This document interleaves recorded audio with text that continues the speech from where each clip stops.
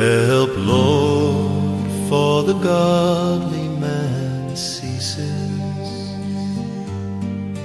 for the faithful fail from among the children of men.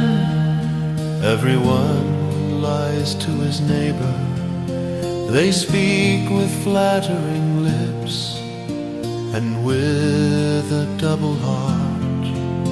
May the Lord cut off all flattering lips,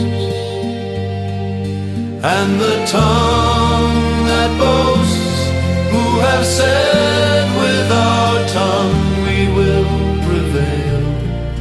Our lips are our own.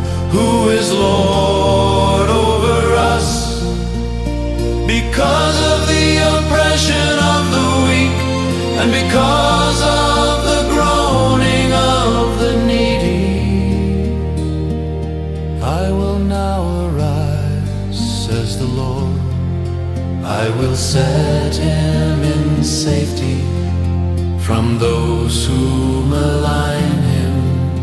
The Lord's words are flawless words, as silver refined in a clay furnace, purified 7 times. You will keep them, Lord, you will preserve them from this generation forever.